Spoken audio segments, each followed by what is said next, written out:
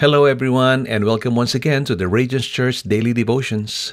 Today, we are continuing with our series Good Manners and Right Conduct, and we are now in part number 26. Today's episode is entitled Be Pliable. Be Pliable.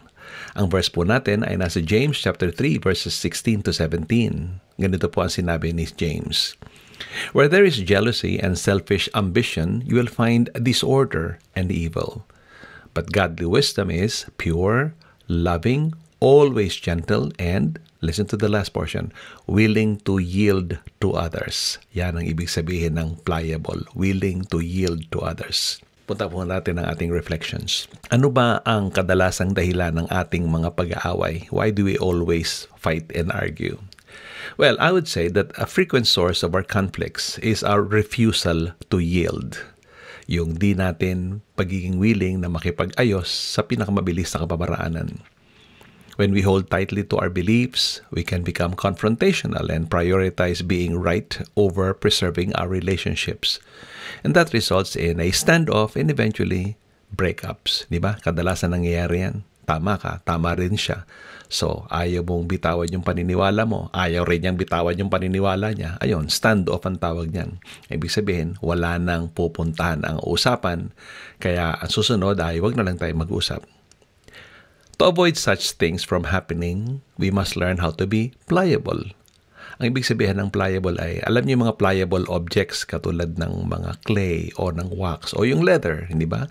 O yung gold na pinainitan sa pinakamataas na init o pinakamainit na kapamaraanan, nagiging siyang malambot. Pag malambot na siya, madali na siyang i-adjust. Yun ang concept ng pliability. Malambot, madaling i-adjust, o di kaya naman sa pag-uugali, masunurin. Yan, o di lumalaban. Hindi gumaganti. Yan, para tayong clay na madali tayong ikorte sa kapamaraan ng nararapat. Yan po yung essence ng willing to yield. Willing to yield. Or sa another version, sa King James ay easy to be entreated. Sa ibang Bible version naman ay reasonable or accommodating. Ibig sabihin, kung ano ang gusto ni Lord para sa iyo, yield ka lang, suko ka lang. Pero pong negative connotation nitong salitang pliable. At ito ang connotation nito, madaling mauto. Pero hindi po yan ang gusto nating gamitin. Ang gusto nating gamitin ay yung positive connotation. Now, used positively, pliability is the ability to express a willingness to adjust our opinions to preserve our relationships. So instead na makipagmatigasan ka, imbis na panindigan mo yung gusto mong paninindigan, instead of demonstrating tenaciousness at maglalaban ka talaga, matuto kang maging malambot paminsan-minsan. So we bend accordingly and express our desire to see things from the other person's perspective. And then, we both work out a way to reach a viable agreement in which both parties win. So ang tawag dyan ay win-win situation, hindi win-lose, hindi talo yung isa, panalo yung isa. Ito'y parehong panalo. And for that to happen, we must choose. Tandaan natin we must choose godly wisdom over evil and disorder, ayon kay James. Magbigay po ako ilang mga panuntunan o mga paalala sa atin, mga thoughts to consider for us to exercise pliability as part of good manners and right conduct. Itong una, stand firm on the principle that relationships are more important than your opinions. Laging panindigan sa isang pananaw na matibay. Mas mahalaga ang relasyon natin kaysa sa opinion ko. So, santabi natin muna yung opinion natin para ma-preserve lang natin yung ating relationships. Pangalawa, respect other people's opinions as you would want yours. O another version na naman yan ng golden rule. Gusto mong irespeto niya ang opinion mo, irespeto mo rin ang opinion niya. Yun ang tamang balanse. Hindi yung puro opinion mo lang ang tama. Sumunod, avoid being rude and opinionated. Ang ibig sabihin ng opinionated ay sa pananaw mo lagi kang tama.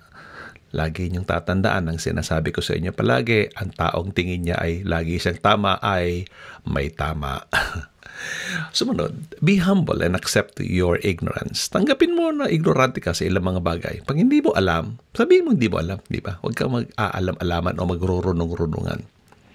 Now, if you disagree, Hindi ka sang-ayon sa kausap mo, listen attentively, matuto makinig, and try to understand what the person is saying instead of spouting off your knowledge and lashing insults. Minsan, akala natin mas marunong tayo kaya iniinsulto natin yung ating kausap. Matuto makinig. Remember na hindi tayo Diyos. We are not omniscient. Di natin alam ang lahat ng bagay. So matuto ng mga bagong bagay na di mo pa alam. Recognize your need to learn new things and be open to corrections. Now, kung feel mo iniinsulto ka, huwag ka magre-react. Okay? If you feel insulted, don't react negatively or violently. Instead, respond with gentleness. And ano man ang ating sasabihin, always maintain a godly composure as you speak and watch your body language. Minsan, iba yung pinapakita ng ating body language sa ating sinasabi. So, say what you mean and mean what you say. And lastly, balikan natin ang talata, aim for peace and show forth love. Yan, dapat tayo ay peace-loving, hindi tayo mga war-loving. Gusto natin ng kapayapaan sa loob ng bahay, kaya kinakailangan laging pa-peace yung ating pagkasalita, peaceful talk. So, pag-aralan natin mabuti kung paano maging pliable. I-relax natin ang ating mga isipan, huwag masyadong natitense, huwag masyadong nai-stress, at matuto tayong tumanggap ng correction at direction para di tayo maligaw ng landas at higit sa lahat para magkaroon ng kapayapaan ang ating buong pamilya. O yan lamang po ang mga paalala ko sa inyo ngayong araw. Ito po ang inyong kaibigan, Coach Ray Clemente mula dito sa Radiance Church, Sydney, Australia.